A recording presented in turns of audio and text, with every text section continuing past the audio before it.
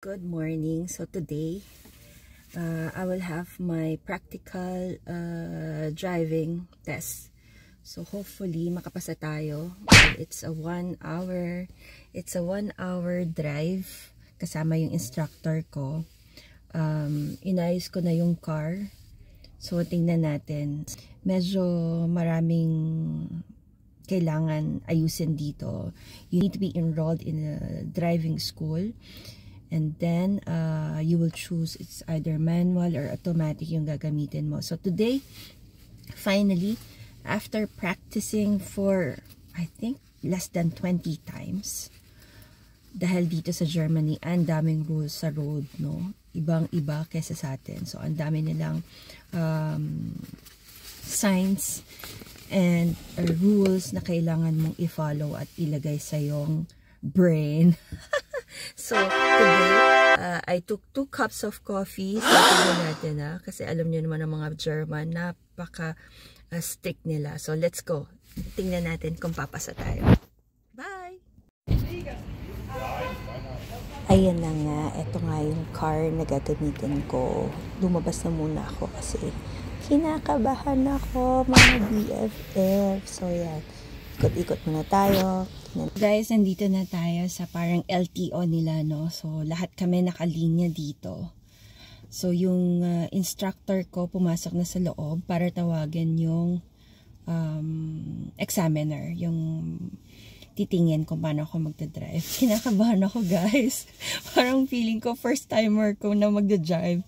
Kasi nga dito, ang daming rules. So, I hope hindi ako mataranta later kasi they will tell me the instructions and direction in German language. So, syempre, kung English siya, diba, mas madali, pero kinakabahan ka na, tapos may magja-German pa, ewan ko na lang mga BFF. So, let's hope na makukuha natin kasi dito, after ng exam, which is 1 hour, malalaman mo kung pasado ko o hindi. Pag pumasa ka, so, bibigay na nila sa'yo yung license mo after that. So, sana, I pray.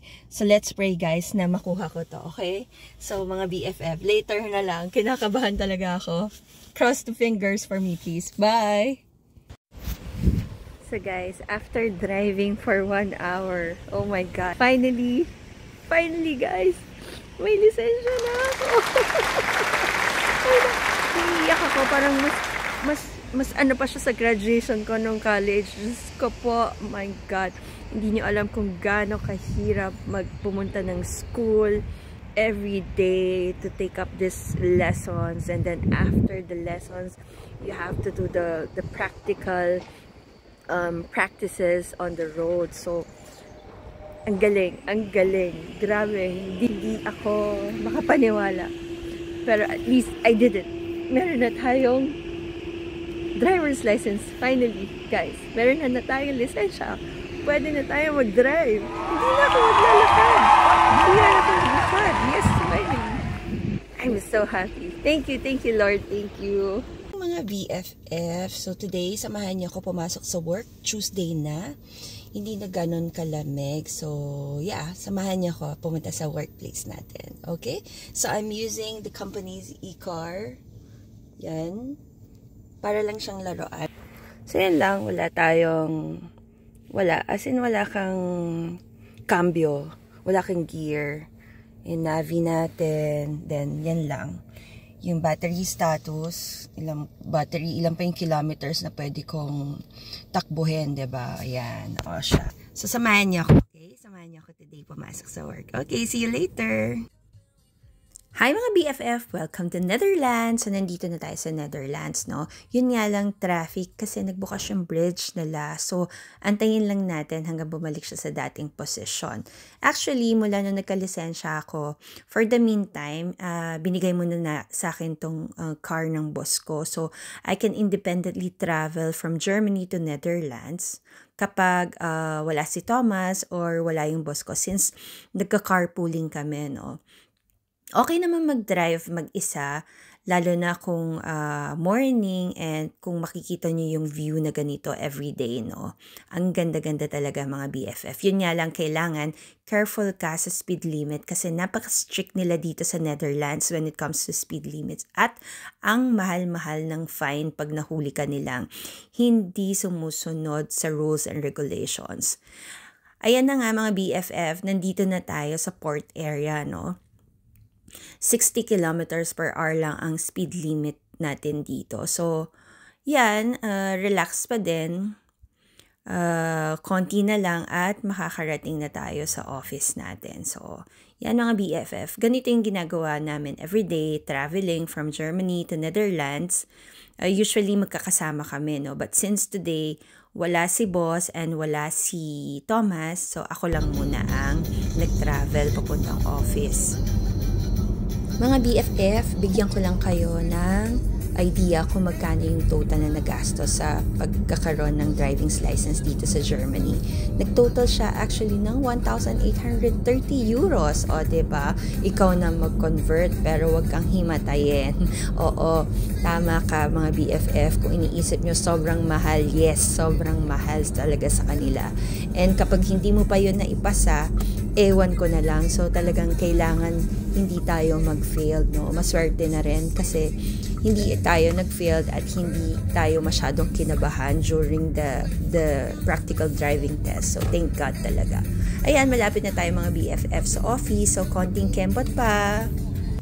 So, guys, we reached our final destination, which is our office here in Netherlands. So, hindi ko na nakunan kanina no nag-cross ako ng border kasi may mga camera sa highway. Hindi safe na nagvi-video ako and also while I'm driving. So now, since it's e-car, pinark na natin yung car natin. But for now, kailangan ko siyang i-charge. Okay? Kailangan kong i-charge yung sasakyan para umabot ako ulit. Kasi right now, I have only 173 kilometers. So, pwede ako umuwi, pero hindi ako pwede makabalik. Yon, okay? So, sa inyo kung paano i-charge. So, once na nag-out ako ng car, actually, once lumabas ka ng car, nagta-turn off siya ng pusa. Yeah. So, yan. Ito yung mga cables natin. So, saan natin to? Just press mo lang yan. So, ayan nga mga BFF, 49% na, no? So, nag-start na yung charging niya. So, iiwanan ko lang siya dyan hanggang matapos ako sa work. Saka ako siya babalikan. I-unplug ko lang, no? So, for the meantime, punta na muna tayo sa office natin. At mag-start na tayong mag-work mga BFF. Hayaan lang natin siya dyan. Yeah, so guys, so ito yung workplace ko, no? So, we are located in Eemshaven in Netherlands. So, ang business namin is offshore. Yeah, ito yung dito ako nagpupunta almost every day, no? We have one more office which is located in Emden, which is our main office. So, since dito nangyayari lahat ng ina-arrange namin for the vessels of which is concerning the offshore business. So, basically, mas lagi kaming andi dito sa office. So, I hope guys, I can inspire you with my story. And it's not really difficult to work in other country, no? As long as you are dedicated and you have the knowledge, walang imposible. So, kaya-kaya natin. Okay?